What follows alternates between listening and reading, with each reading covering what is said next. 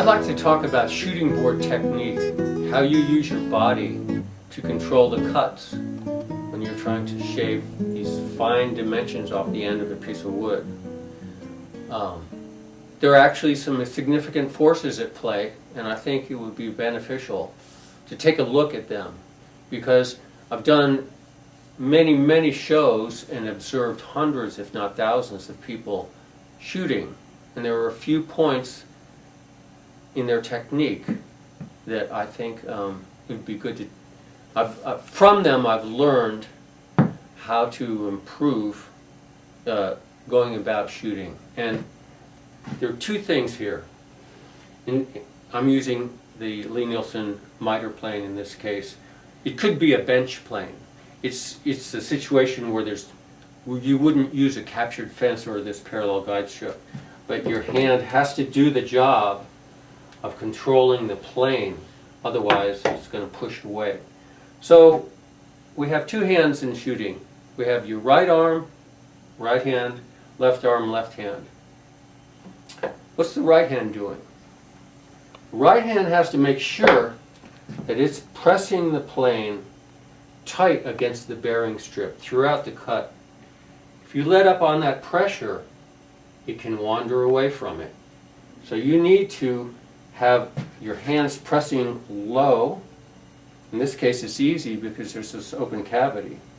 Pressing low against the back of the blade and the lever cap. And you can see this is how I'm thinking about it. If I hold the plane up high, this, where you see some people, well, it's not really giving you enough hand pressure to be able to direct 90 degrees in relation to the bearing strip. So I have that going on with my hand. It's very important, because if I hold it up just here, I'm not going to be able to do that. It would require too much wrist technique. Now the other thing is about the Vogt shooting board is it's ramped, and that gives you an important advantage, because you have to, with your left hand, immobilize this piece, because when the plane blade hits it, it wants to lever it away. You can't let that happen or you won't get a straight cut. So you need to, first of all, immobilize it. I bring the piece over to the front and then I just lean. I've got the weight of my torso working with me. I have my left leg forward, and now I'm in a good position to push straight through.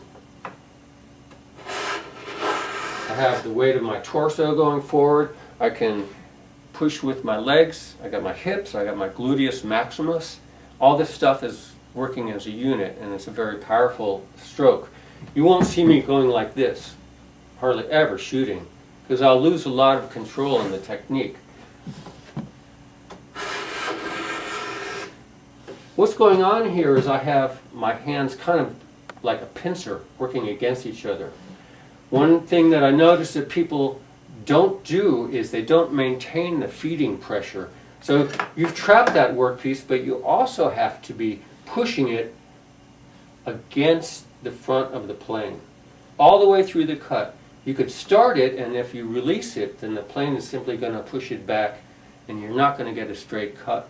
So to maintain the straight cut all the way through, you're pressing it down and you're pushing it against the front of the plane.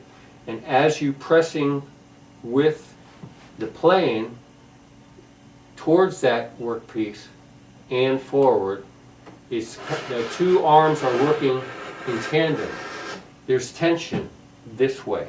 So you have to pay attention to that dual purpose of your arms when you're shooting, and keep your body in a position so you can engage all these muscles rather than just press down with your arm like this and press forward with your hand. It should be a real body motion.